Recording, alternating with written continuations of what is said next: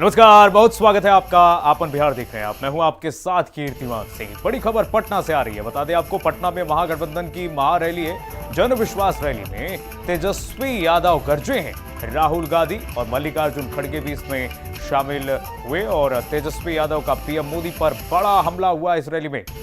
हम BJP IT cell से नहीं डरेंगे, तेजस्वी यादव कहते हुए नजर आए। कुछ लोग लालच में साथ छोड़ देते हैं।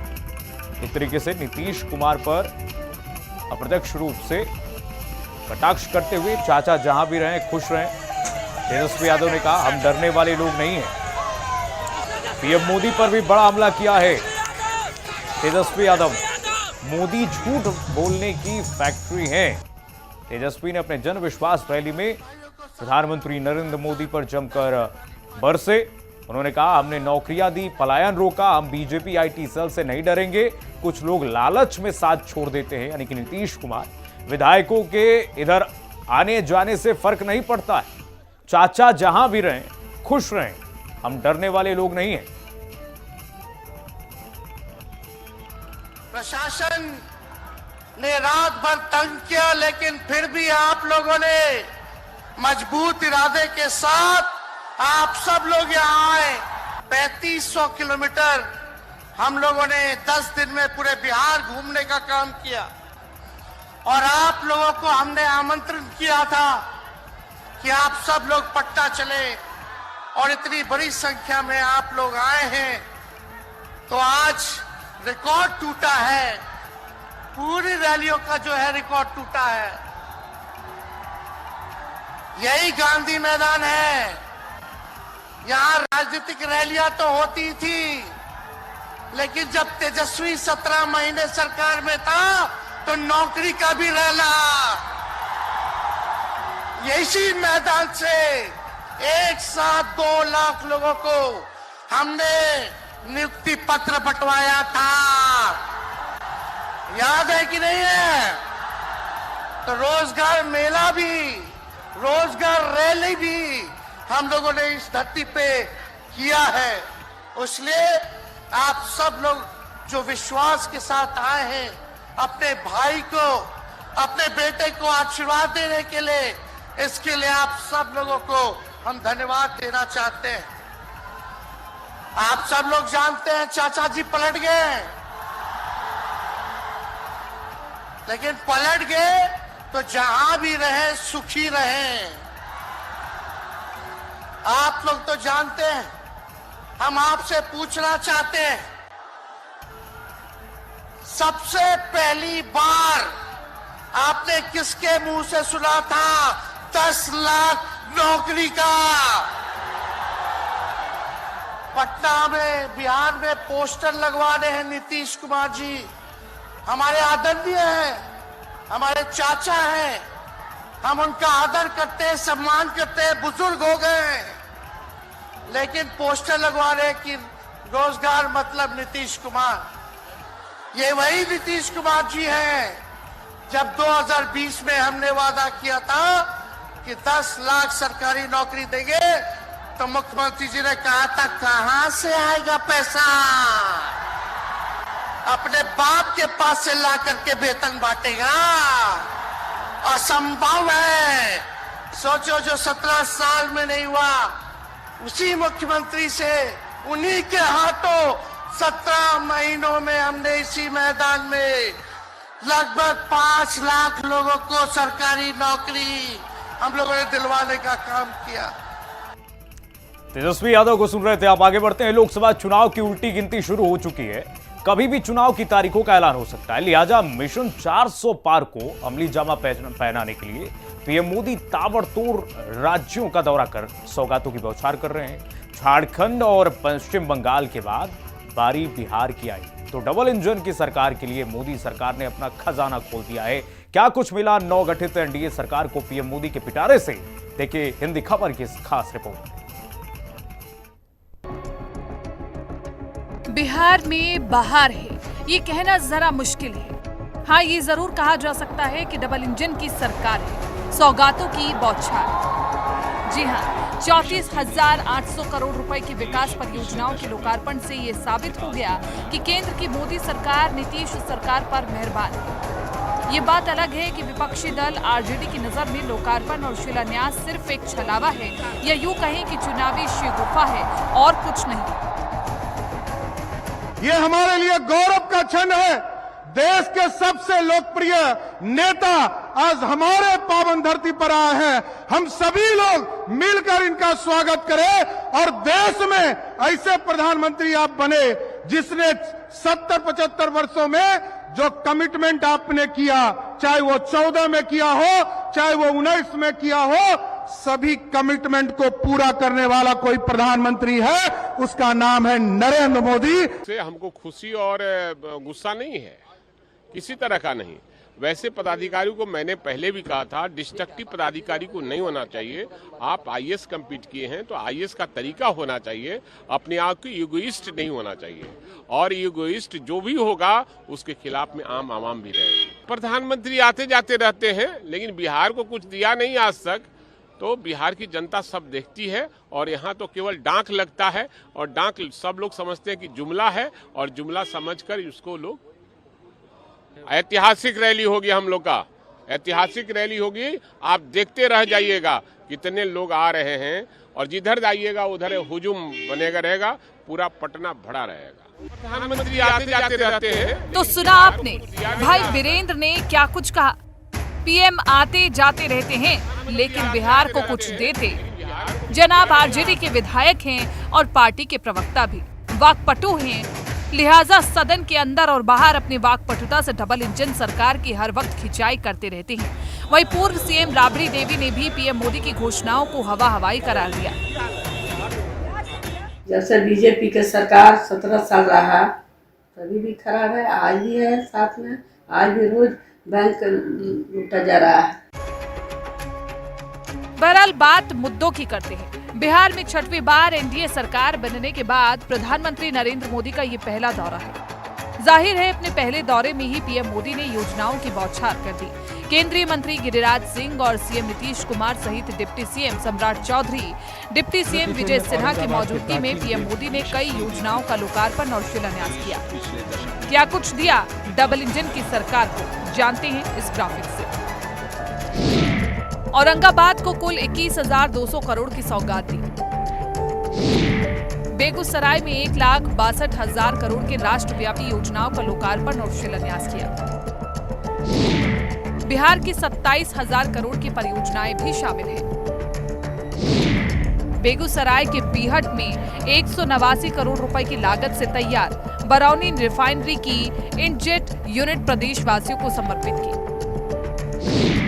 9,512 करोड़ रुपए की लागत से तैयार हिंदुस्तान उर्वरक रसायन लिमिटेड हर्ल की बरौनी यूनिट का लोकार्पण किया। वाराणसी कोलकाता और दरभंगा एक्सप्रेसवे का लोकार्पण किया। प्रधानमंत्री आयुष भारत योजना का शुभारंभ किया। कुछ नहीं था, कहीं जाने का जगह नहीं था, कोई पढ़ता नहीं था और सब हम लोग पास से ही सारा काम इतना बिहार में करवाए हैं हम लोग आपस में मिलजुल करके कि आज बहुत आगे बढ़ रहा है। लेकिन हम तो अब यही चाहते हैं कि आपके द्वारा जो काम हो रहा है और राज्य का जो काम हो रहा है सब मिल करके हर व्यक्ति एकदम ठीक हो जाए। और सबसे बड़ी बात है, हम चाहते हैं सबकी आर्थिक स्थिति बेहतर हो और सब लोग खूब आगे बढ़े, यही हम लोगों की इच्छा। तो आज मुझे बड़ी खुशी है। मंच पर प्रधानमंत्री नरेंद्र मोदी मौजूद हों और सुशासन बाबू तारीफ में कसीदे न पड़े, ऐसा भला कैसे हो सकता है। मोदी को खुश करने के लिए लालू राबड़ी की जंगल राज का जिक्र किया, फिर लगे हाथ मंच से ही एनडीए ना छोड़ने की कसम भी खा ली। हम फिर आपके साथ हैं। हम आपको आश्वस्त करते हैं कि अब इधर उधर होने वाले नहीं हैं, हम रहेंगे आप ही के साथ। इसलिए जरा तेजी से यहाँ वाला काम सब हो जाए। अब आप सब तो जानते ही हैं कि हम लोगों को तो एक ही साथ ना है भाई, 5 से। नीतीश की मीठी मुस्कान और गुलाटी मार की आदत से बेफिक्र पीएम नरेंद्र मोदी ने मुस्कुराकर कविराज के मुन्ना को देखा। मानो कह रहे हो, नामुमकिन को मुमकिन बनाने का दूसरा नाम है मोदी। तभी तो वजूद खत्म होता देख तीर ने कमल से दोस्ती कर ली। आत्मविश्वास से लबरेज पीएम मोदी ने औरंगाबाद सहित बेगूसराय में जनसभा को संबोधित किया। जाहिर है पीएम के निशाने पर रहा एनडीए गठबंधन और लालू परिवार। इस बार बिहार में लोकसभा का चुनाव लड़ने के लिए तैयारी नहीं हो रहे हैं और मैंने तो पार्लियामेंट में कहा था कि सब भाग रहे हैं। आपने देखा होगा, अब लोकसभा का चुनाव लड़ना नहीं चाहते, राज्यसभा की सीटें खोज रहे हैं लोग। जनता साथ देने को तैयार नहीं है और ये है आपके विश्वास, आपका उत्साह, आपके संकल्प की ताकत। मोदी इसी विश्वास के लिए बिहार की जनता को धन्यवाद करने के लिए आया है। साथियों, एक दिन में इतने व्यापक स्तर पर विकास का ये आंदोलन इसका गवाह है कि डबल इंजन सरकार में बदलाव कितनी तेजी से होता है। आज जो सड़क और हाईवे से जुड़े काम हुए हैं, उनसे बिहार के अनेक जिलों की तस्वीर बदलने जा रही है। गया, जहानाबाद, नालंदा, पटना, वैशाली, समस्तीपुर और दरभंगा के लोगों को आधुनिक यातायात का अभूतपूर्व अनुभव मिलेगा। इसी तरह बोधगया, विष्णुपद, राजगीर, नालंदा, वैशाली, पावापुरी, पोखर और जहानाबाद में नागार्जुन की गुफाओं तक पहुंचना भी आसान हो जाएगा। गौरतलब है कि 2019 में मोदी, नीतीश और रामविलास की तिगड़ी ने बिहार की 40 लोकसभा सीटों में से 39 पर कब्जा कर लिया था। वहीं कांग्रेस सिर्फ एक सीट किशनगंज, जो कि मुस्लिम बाहुल्य है, जीत पाई, जबकि आरजेडी का खाता तक नहीं खुला। 2024 में एनडीए 40 की 40 सीट जीतना चाहती है। शायद इसलिए पीएम मोदी ने अपने छोटे साहब यानी सत्येंद्र बाबू की जन्मभूमि औरंगाबाद में नारा दिया, जब बिहार आगे बढ़ेगा तभी देश तरक्की करेगा। ब्यूरो रिपोर्ट, हिंदी खबर।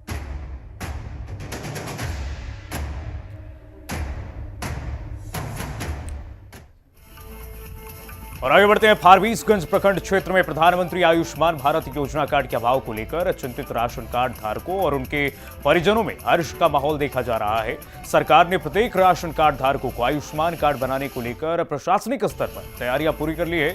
जन वितरण प्रणाली के दुकान पर राशन कार्ड धारकों के आयुष्मान कार्ड का निर्माण कार्य शुरू हो गया है। जन वितरण प्रणाली के दुकान पर प्रशासन के सौजन्य से कंप्यूटर ऑपरेटर मुहैया कराया गया है। वार्ड संख्या 16 और 17 के डीलर, सीएसपी संचालक, वार्ड पार्षद प्रतिनिधि की मौजूदगी में मुख्यमंत्री आयुष्मान कार्ड बनवाने का काम जोर शोर से किया जा रहा है। तस्वीरें दिखा रहे हैं आपको।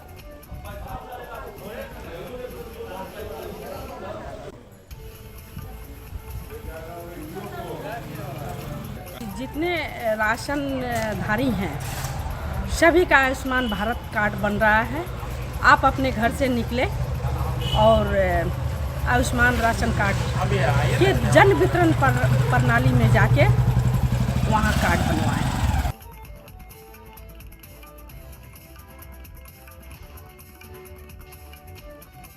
आयुष्मान कार्ड यहाँ बन रहा है। कितना का टारगेट है, कैसे क्या है, कब तक ये चलेगा?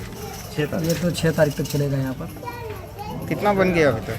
अभी तक 50 बन चुका है। और आगे बढ़ते हैं। बिहार में अपराधियों का आतंक बढ़ता जा रहा है। आए दिन कुख्यात अपराधी लोगों की जान ले रहे हैं, लेकिन पुलिस इस पर लगाम लगाने में असफल है। वहीं कैमूर जिले से एक गोलीबारी की खबर सामने आई है, जहां मोहनिया थाना क्षेत्र के मुबारकपुर के समीप बाइक सवार अज्ञात अपराधियों ने एक युवक को गोली मार दी। बाइक सवार 2 नकाबपोश अपराधियों ने युवक के पैर में गोली मार दी। वहीं सूचना पर पहुंचे पुलिस ने घायल युवक को अस्पताल में पहुंचाया, जहां इलाज के बाद उसे हायर सेंटर रेफर कर दिया गया है। एक लड़का को लगा है जी। कहाँ के सर? मुबारकपुर का है सुधीर जी। बता रहा है कैसे लगा है, कुछ बता नहीं पा रहा। अच्छा, गोली कहाँ लगा है? जांग में। क्या कुछ पता चला सर? गोली क्या है? पता कर रहा है। कुछ पता पकड़ा नहीं, कोई बरामद नहीं हुआ? नहीं कुछ बरामद नहीं। और चलिए आगे बढ़ते हैं। बांका के कोटोरिया थाना क्षेत्र के तरगच्छा पंचायत अंतर्कारी दमगी गांव के पास जमालपुर देवघर जा रही ट्रेन की चपेट में आने से 11 वर्षीय बच्चे की दर्दनाक मौत हो गई। जानकारी के अनुसार घर से महज 200 मीटर की दूरी पर ट्रेन की पटरी गुजरी है। घटना के बाद पूरे परिजनों में कोहराम मच गया। बच्ची की मौत कैसे हुई, ये रहस्य बना हुआ है। पुलिस मामले की जांच में लगातार जुटी हुई है, तफ्तीश चल रही है। और बढ़ते आगे, सीतामढ़ी में एक तेज रफ्तार ट्रक ने मां और उसके बच्चे को कुचल दिया, जिसमें महिला और उसके मासूम बच्चे की मौत हो गई है। घटना नगर थाना क्षेत्र के पासवान चौक की है। घटना के बाद देर से पहुंचे पुलिस पर स्थानीय लोगों ने जमकर नाराजगी जताई। लोगों का आरोप था कि पुलिस काफी देर से वहां पर आई। जानकारी के मुताबिक महिला अपने बच्चे को डॉक्टर के पास लेकर जा रही थी। इसी दौरान ट्रक ने महिला और उसके बच्चे को रौंद दिया। लोगों ने आक्रोश में सड़क को जाम कर दिया है। तस्वीरें देखिए। पुलिस मामले की जांच में जुट गई है, तफ्तीश कर रही है।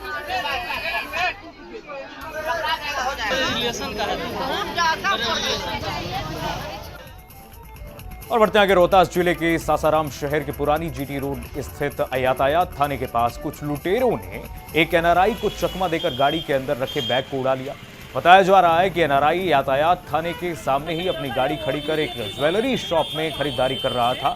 खरीदारी के बाद एनआरआई उदय कुमार सिंह जब अपनी गाड़ी में सवार होकर जाने लगे तो कुछ बदमाशों ने उनकी गाड़ी के नीचे तेल फेंक दिया और गाड़ी के ड्राइवर को तेल लीक होने का इशारा करने लगे। बदमाशों के इशारे में आए ड्राइवर और पीड़ित उदय कुमार सिंह जब नीचे उतरकर गाड़ी को देखने लगे, तभी बदमाशों ने गाड़ी में रखा बैग उठाया और फरार हो गए। पुलिस मामले की जांच कर रही है। जगह है वो इमीडिएटली बोल सकते। गाड़ी के पीछे बैग था, उसमें हमारा अमेरिकन पासपोर्ट है, OCI है और 2 साड़ी उसके बगल में था। बैग मतलब सीट के ऊपर ही था। और एक ज्वेलरी है, पायल है, जो यहाँ मंगलम ज्वेलर्स से मैंने लिया हुआ था। 5200 रुपये का पायल है। वो सब सामान था, उसमें कुछ $1 भी थे। वो मुंह पर हाथ रखा हुआ था और वो बोला मोबिल। तो मेरा भाई देख बाहर गए कि मोबिल कैसी ब्रांड न्यू गाड़ी है, अभी महीने दिन पहले गाड़ी लिया है। और फिर मैं भी उधर से उतरा और उतरे में हम लोग देखने लगे कि मोबिल छू कहाँ से रहा है। हमारे ध्यान को भटका दिया और फिर दरवाजे खोल करके और बैग को गायब किया। उतना ही में तब तक मैं पीछे आया तो देखा कि बैग नहीं।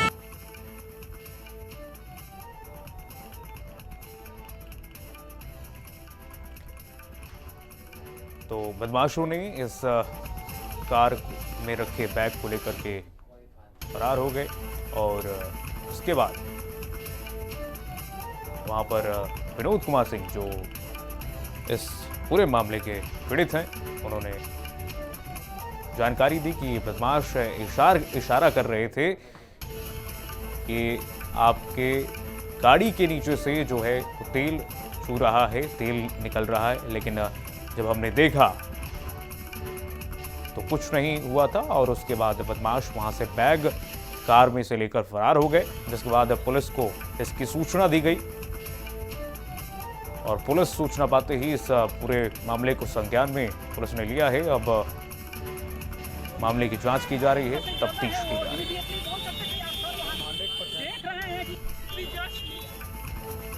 और आगे बढ़ते हैं। भागलपुर समाहरणालय परिसर के समीप मूल राजस्थान के रहने वाले और वर्तमान समय में मणिपुर के इम्फाल में रहकर रोजगार करने वाला एक परिवार प्रधानमंत्री से अपने बच्चों की पढ़ाई और आवास की मांग को लेकर धरने पर बैठ गया। परिवार के मुखिया संजय जैन ने बताया कि उसका परिवार मूल रूप से राजस्थान झुंझुनू का रहने वाला है। वर्षों पहले उसके पूर्वज रोजगार के सिलसिले में मणिपुर इम्फाल गए थे और वहीं अपना रोजगार करने लगे। लेकिन हाल के दिनों में जब मणिपुर की स्थिति बदली तो उनका रोजगार छीन लिया गया और उन्हें मणिपुर से भगा दिया गया। जिसके बाद जब वो पूरा परिवार राजस्थान लौटा तो पता चला कि उनके पैतृक जमीन और मकान भी उनके रिश्तेदारों ने बेच दिया है। इसके बाद ये पूरा परिवार 2019 से देश के अलग अलग हिस्सों में जाकर धरना देते हुए प्रधानमंत्री से अपने बच्चों की पढ़ाई और आवास की मांग कर रहा है। तस्वीरें दिखा रहे हैं हम आपको, ये वही परिवार है जो भागलपुर में धरने पर बैठा हुआ है। मणिपुर के इम्फाल से ये पूरा परिवार आया है। वहां पर इस परिवार का रोजगार छीन लिया गया। जिस तरीके से मणिपुर में दंगा फैला था, उसके बाद ये परिवार अब प्रधानमंत्री से न्याय की गुहार कर रहा है, लगातार मांग कर रहा है कि इस परिवार को रोजगार दी जाए ताकि इनका गुजर बसर हो सके। और लगातार ये परिवार प्रधानमंत्री नरेंद्र मोदी से, शासन प्रशासन से ये मांग कर रहा है कि इनकी आर्थिक स्थिति को देखा जाए और कुछ रहम किया जाए। न्याय की गुहार में लगातार ये परिवार प्रधानमंत्री से अपील कर रहा है। और भागलपुर में इस वक्त ये पूरा परिवार धरने पर बैठा हुआ है। तस्वीरें हम आपको दिखा रहे हैं, मासूम बच्चे हैं जिनका गुजर बसर करना इस परिवार के लिए बहुत कठिन हो रहा है। और प्रधानमंत्री नरेंद्र मोदी से ये मांग कर रहा है ये पूरा परिवार कि जल्द से जल्द इनके परिवार में रोजगार दिया जाए ताकि इनकी आर्थिक स्थिति सुधर पाए, इनकी बातों को सुना जाए। मणिपुर में इनके रोजगार को छीन लिया गया और वहाँ से ये परिवार अलग अलग राज्यों के हिस्सों में जाकर के धरना दे रहा है, शासन प्रशासन से लगातार न्याय की गुहार कर रहा है, लेकिन इनकी सुनवाई नहीं हो रही है कहीं। और उसी को लेकर के ये पूरा परिवार अब प्रधानमंत्री से सुनवाई की अपील कर रहा है, प्रधानमंत्री से न्याय की गुहार कर रहा है।